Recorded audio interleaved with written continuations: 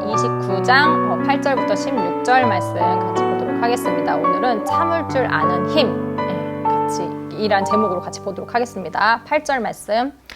거만한 자는 성읍을 요란하게 하여도 슬기로운 자는 노를 그치게 하느니라. 자, 여기서 보면 거만한 자와 슬기로운 자가 대비가 되고 있어요. 거만한 자는 성읍을 요란하게 만든다고 합니다. 물론 좋은 의미의 요란함은 아닐 거예요. 그죠? 뒤에 슬기로운 자는 노를 그치게 한다고 했잖아요. 이 말씀과 연관을 지어보면, 그러니까 분노로, 다툼으로 성읍을 요란케, 그러니까 소란케 한다는 의미임을 우리가 알 수 있는 것이죠.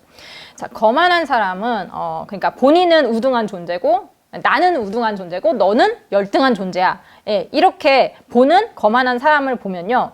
여러분들은 호감인가요? 비호감인가요? 다 100이면 100 비호감이라고 생각을 할 겁니다. 거만함은요, 인간관계에 있어서 굉장히 악영향을 끼치는 요소 중 하나예요. 거만한 자의 말과 행동은요, 사람들을 이렇게 분노를 일으켜요. 사람들에게 분노를 일으키죠. 그죠? 예, 거만한 자는 자신 외에는 모든 사람을 전부 다 자기 아래로 보기 때문에 사람들을 무시하는 말, 그리고 무시하는 행동, 태도, 이런 것들이 본인이 의식하지 않아도 자연스럽게 이렇게 나온다는 거죠. 예, 그렇기 때문에 그의 말과 행동에 사람들은 모욕감을 느끼는 겁니다.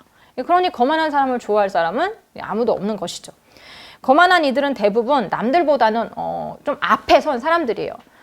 거만한 정치인, 거만한 종교 지도자, 거만한 기업인, 이런 사람들을 보면 이런 사람들은 이제 사람들의 분노를 이제 끌어내는 거죠.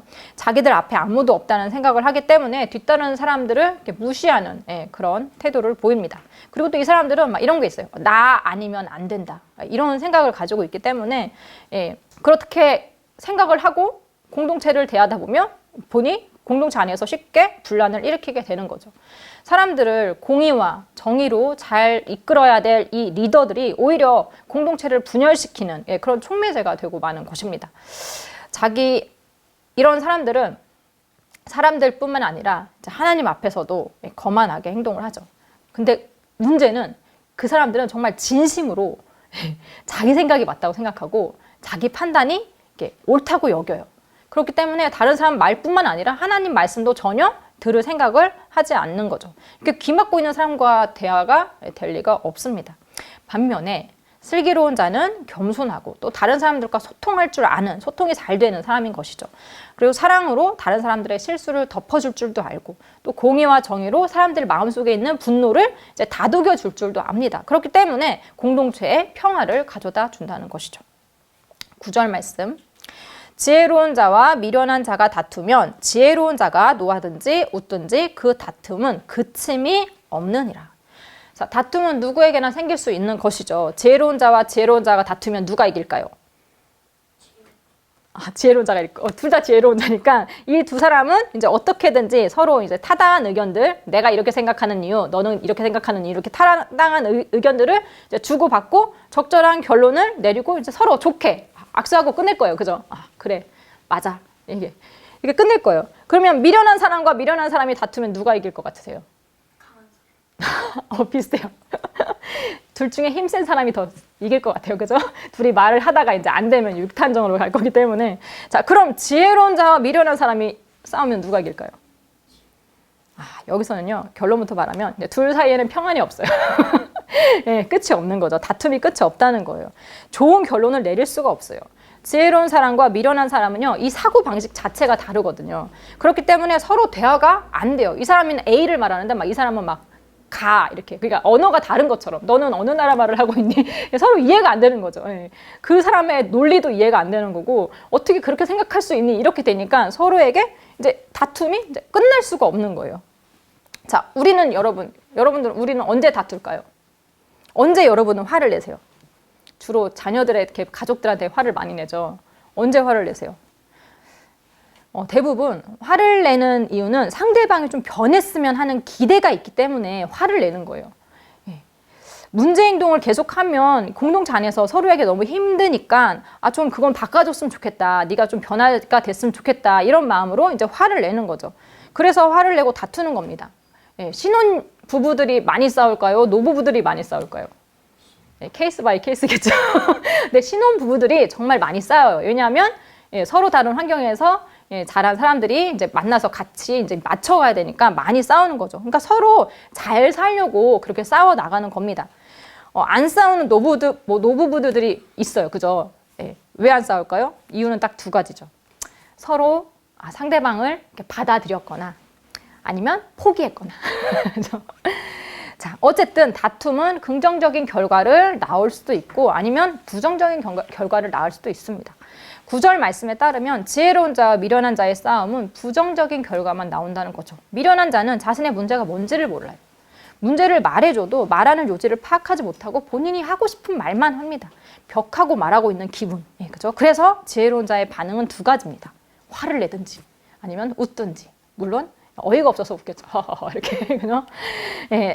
근데 또 이 말씀을 다른 번역에서는 이 후반절의 주어를 지혜로운 자가 아니라 미련한 자로 보기도 해요. 왜냐하면 잠언에서 지혜로운 사람은 쉽게 막 화를 내거나 막 남을 비웃는 그런 캐릭터가 아니잖아요.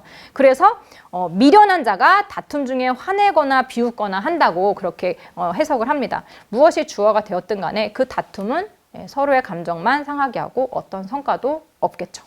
10절 말씀. 피 흘리기를 좋아하는 자는 온전한 자를 미워하고 정직한 자의 생명을 찾느니라. 여기서 피 흘리기를 좋아하는 사람은요, 살인자예요. 그죠? 앞에서도 제가 한번 말씀드린 바 있는 것 같아요. 사람을 죽이는 자는 생명의 존엄을 인정하지 않는 사람입니다. 힘의 논리로 세상을 바라보기 때문에 약한 자는 약하기 때문에 죽일 수 있다고 그렇게 여기는 거예요. 온전한 자와 정직한 자는 피 흘리기 좋아하는 자의 생각이 틀리다고 또 잘못된 거라고 전면적으로 부정하는 사람들입니다. 그들은 힘의 논리가 아니라 하나님의 말씀으로 세상을 바라봅니다. 하나님의 형상으로 지음받은 모든 사람들은 전부 다 존귀하다고 보는 것이죠. 하나님의 세상은요, 약육강식의 세상이 아니에요. 반대로 강한 자가 약한 자를 돌봐줘야 하는 그런 세상입니다. 그렇기 때문에 살인자는 이 온전한 자를 미워하고 정직한 자의 생명을 찾는다고 했어요. 그가 옳다고 믿는 세상을 만드는데 이 온전한 자와 정직한 자는 방해가 되기 때문입니다. 여러분이 만들고 싶은 세상은 어떤 세상인가요? 약자의 것을 빼앗아서라도 자기 배를 채우는 세상인가요? 아니면 내가 조금 덜 먹더라도 다 같이 함께 잘 사는 세상인가요? 우리 사회에도 노동, 착취 이런 당하는 사람 따로 있고 또 돈은 긁어 모으는 사람 따로 있고 이런 상황들이 있죠. 예를 들어서 커피, 코코아 이런 거 잘 드시잖아요. 그죠? 이런 거에 대한 이야기 들어보셨을 거예요. 아프리카나 중남미 그 지역에서 아동들이, 이렇게 어린 아이들이 노동력을 착취당하고 있다는 것. 그러니까 우리가 아무 생각 없이 그냥 커피나 코코아 이런 것들을 즐긴다면 우리 또한 그 노동 착취에 일조하고 있는 것과 마찬가지예요. 우리도 알지 못하는 사이에 약자의 것을 빼앗아서 내 배를 채우게 되는 것이죠. 그래서 똑똑한 소비가 필요하다는 것이죠. 아무튼 알아야 돼요. 알아야 우리가 죄를 짓지 않고 살 수 있는 거죠. 11절 말씀. 어리석은 자는 자기의 노를 다 드러내어도 지혜로운 자는 그것을 억제하느니라. 자, 어리석은 자와 지혜로운 자의 차이는 분노를 다 드러내느냐 아니면 그 분노를 억제하느냐 여기에 있습니다. 누구나 화나는 순간이 있지만 그때마다 화를 내는 것은 어리석다는 것이죠. 분노를 드러내야 할 때와 분노를 참아내야 할 때가 있는 것입니다. 그리고 분노를 참아서 후회하는 것보다 분노를 분출해서 후회할 때가 우리 훨씬 더 많잖아요. 그죠? 그냥 좀 참을 걸 하고 이제 후회를 많이 합니다. 그래서 11절에서는 지혜로운 자가 억제하는 것이 이제 또 다르게 해석을 할 수 있어요. 지혜로운 자가 억제하는 것이 자기의 노가 아니라 이제 어리석은 자의 노라고 해석도 가능합니다. 즉 지혜로운 자는 어리석은 자의 노를 억제한다라는 것이죠. 자, 지혜로운 자는 자기 통제력이 강한 사람입니다. 그런데 사단은 자꾸 우리가 참지 못하도록 옆에서 충동질을 하죠. 물론 당장 내 분노를 막 표출을 하면 내 속은 다 시원할지 모르겠지만 그 분노의 여파가 누구한테 제일 먼저 올까요? 자기 자신한테 제일 먼저 오거든요. 그 사실을 알아야 합니다. 지혜 있는 자는 눈앞의 상황만 보고 자신의 감정에 충실하기 이전에 상황을 파악하는, 주변을 돌아보는 능력을 가지고 있습니다. 그래서 쉽게 분내지 않아요.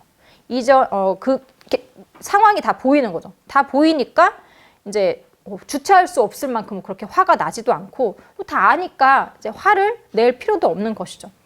하지만 어리석은 자는 참지 못합니다. 왜냐하면 자기 자신밖에 안 보이기 때문이에요.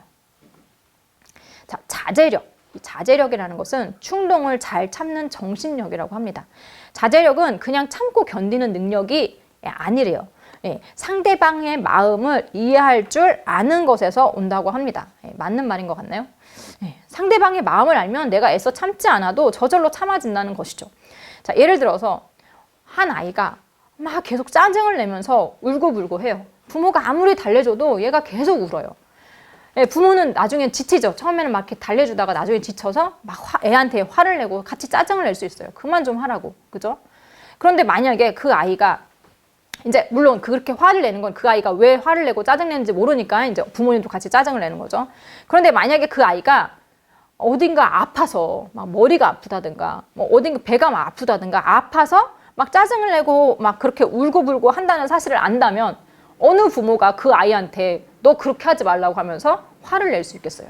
그러니까 그 사람의 상황을 알면 화를 낼 필요도 없고 화가 나지도 않는다는 것이죠. 오히려 그 아이를 불쌍히 여기는 거죠. 아이의 마음을 잘 아는 사람은 화를 낼 일이 줄어듭니다. 그러니까 그래서 내 아이의 성향을 파악하는 것도 참 중요한 일인 것 같아요. 특히 부모님과 아이의 성향이 다를 경우에. 자, 12절 말씀. 관원이 거짓말을 들으면 그의 하인들은 다 악하게 되느니라. 자, 관원이 거짓말에 귀를 기울이면요, 그의 하인들은 모두 악해지게 됩니다. 왜냐하면 통치자가 가진 신념은 그의 관리들에게 당연히 영향을 끼치게 되기 때문입니다. 그런데 이 통치자가 막 거짓말, 뭐 아첨이나 뇌물 이런 걸 좋아하게 되면 그 밑에 사람들은 어떻게 될까요? 통치자의 비위를 맞추기 위해서 당연히 막 아첨꾼들이 될 것이고 또 뇌물로 더 높은 자리를 할 수 있으니까 막 뇌물을 주는 그런 거짓말쟁이들이 그 아래에 굉장히 많아질 거예요. 그러니까 윗물이 맑아야 아랫물이 맑다고 했죠. 이런 통치자 밑에서는 백성들만 고달파질 뿐입니다. 특히나 정직한 사람, 온전한 사람은요, 살기가 힘들어져요. 왜냐하면 그들은 거짓말로 왕의 마음에 들고자 이제 뭐 그런 거짓말을 하지 못하기 때문입니다. 저절로 악한 자들은 득세하고 의로운 자들은 이제 숨게 되는 것이죠. 13절 말씀. 가난한 자와 포악한 자가 섞여 살거니와 여호와께서는 그 모두의 눈에 빛을 주시느니라. 자, 이 세상에는요, 가난한 사람도 살고 있고 포악한 사람도 살고 있어요. 다 같이 이렇게 섞여서 사는 것이죠. 하나님께서 가난한 자에게도 포악한 자에게도 눈의 빛, 그러니까 즉 생명을 주셨기 때문입니다. 우리가 사람이 죽으면 눈빛이 사라지잖아요. 그죠? 자, 우리가 앞에 잠언 22장 2절 말씀 보시면 가난한 자와 부한 자가 함께 살거니와 그 모두를 지으신 이는 여호와이시니라 라고 했어요. 지금 읽은 13절 말씀과 비슷한 말씀이죠. 하나님께서는 이 세상 모두를 돌보시는 분이십니다. 그 사람이 가난한 사람이든 아니면 부자이든 아니면 포악한 사람이든 모두 하나님께서 지으신 자들이기 때문입니다. 하나님은 공평하게 모두에게 생명을 주셨습니다. 그런데 사람들은 차별을 둬요. 여자, 남자, 뭐 부자, 가난한 사람, 뭐 잘생긴 사람, 못생긴 사람, 무엇이든 다른 것이 있으면 그것을 다 차별하는 것이죠. 제가 어제 너무너무 어이없는 뉴스를 봤어요. 파키스탄에서 딸이 태어났다는 이유로 아버지가 태어난 지 7일밖에 안 된 그 아기를 총을 쏴 죽였대요. 이유를 뭐냐? 딸이어서. 딸은 집안을 가난하게 만들 뿐이라고 그렇게 했다는 거예요. 진짜 지금이 2022년이 맞나 싶을 정도의 그런 사건이었습니다. 하나님은 각자에게 살 권리를 주셨는데 사람들은 넌 살아 마땅한 자, 넌 죽어 마땅한 자 이렇게 자기 멋대로 판단을 한다는 것이죠. 판단을 하고 있어요. 판단은 하나님께서 하시는 겁니다. 하나님 앞에서는 가난한 자든 부유한 자든 다 같은 사람입니다. 누가 더 잘났고 누가 더 못났고 막 비교의 대상이 아니에요. 가난한 자는 가난한 자대로, 포악한 자는 포악한 자대로 나누어서 이렇게 딱 구분지어서 살게 하지 않으신 것은 서로의 부족한 점을 좀 채워주면서 같이 함께 살라는 의미입니다. 자, 가난한 자는 돈이 부족한 거잖아요. 그죠? 포악한 자는 뭐가 부족할까요? 지혜가 부족한 거예요. 그러니까 다 누구나 부족한 게 다 있어요. 그죠? 그런 것들을 서로 채워주면서 살라는 겁니다. 14절. 왕이 가난한 자를 성실히 신원하면 그의 왕위가 영원히 견고하리라. 자, 왕은 가난한 자를 성실하게 돌볼 의무가 있습니다. 특히나 재판 같은 경우 공평하게 할 의무가 있죠. 가난하다고 무시하거나 아니면 반대로 가난하다고 막 이렇게 감싸주거나 봐주거나 하면 안 됩니다. 그 사람의 상황이 어떠하든지 간에 벌 줄 일이 있다면 벌을 줘야 되고, 또 억울한 일을 당했으면 그 억울한 일을 풀어줘야 되고, 예, 그게 왕이 해야 될 일인 거죠. 넌 가난하니까 그런 짓을 할 만해. 이런 선입견, 이게 얼마나 무서운 건지 이렇게 여러분 이렇게 아실 거예요. 특히나 재판에서 그런 선입견을 가지고 재판을 한다면 얼마나 많은 억울한 사람들이 생기겠어요. 선입견만큼 위험한 게 없습니다. 특히나 막 검사, 막 판사, 아니면 경찰 이런 사람들이 공정하게 일 처리를 해야 되는 사람들이 그런 선입견을 가지고 있으면 이제 정말 힘들고 어려운 사람들에게 억울함이 생기게 만들게 되는 거죠. 왕위가 영원히 견고하기 위해서 왕은 자신의 위치를 누리기만 할 것이 아니라 자신이 맡은 일을 정의롭고 공의롭게 잘 처리해야 합니다. 15절 말씀, 채찍과 꾸지람이 지혜를 주거늘 임으로 행하게 버려둔 자식은 어미를 욕되게 하느니라. 자녀를 훈계하는 것이 얼마나 중요한 것인지 여기서 말씀을 하고 있어요. 채찍과 꾸지람은 지혜를 준다고 했습니다. 아이를 방치하고 아무런 교육을 시키지 않으면 그 어머니는 나중에 수치를 당하게 된다고 했어요. 그 아이 때문에, 어리석은 아이 때문에. 자, 아이를 돌보는 일에는 훈계도 포함이 되어 있습니다. 아이가 제멋대로 행동하지 않도록, 어리석은 자가 되지 않도록 채찍과 꾸지람이 필요하다는 것이죠. 우리 아이가 거만해지지 않도록, 어리석어서 다투지 않도록, 피 흘리기를 좋아하지 않도록, 자기의 감정을, 그러니까 분노를 다 드러내지 않도록, 거짓말에 귀 기울이지 않도록, 하나님이 누구신지 알도록, 의를 구하도록 가르쳐야 한다는 것이죠. 분별력을 갖도록 교육해야 합니다. 그렇지 않으면 이 땅에 악인이 많아지는 거죠. 교육이 없다면. 16절에 보면 악인이 많아지면 죄도 많아지나니 의인은 그들의 망함을 보리라. 악인이 많아지면 죄도 많아진다고 했어요. 그 악인들이 다 죄를 짓기 때문이죠. 그죠? 그리고 그들의 미래는 뭔가요? 멸망이에요. 의인들은 그들이 멸망하는 것을 다 지켜보게 될 것이라고 했습니다. 자, 지혜로운 말과 행동을 하는 데에는 많은 자제력이 필요합니다. 참아야 될 것이 많은 거죠. 그것은 교육을 통해 이루어집니다. 이는 우리와 우리 자녀들이 망하지 않게 하는 중요한 이름을 알아야 합니다. 그래서 여러분들도 자제력을 가지도록, 참을 거는 참는 노력들, 참는 그런 이렇게 훈련들을 해 나가시기 바랍니다. 그리고 우리 자녀들도 그렇게 잘 가르쳐 주시길 바랍니다. 오늘 말씀 여기서 마치도록 하겠습니다.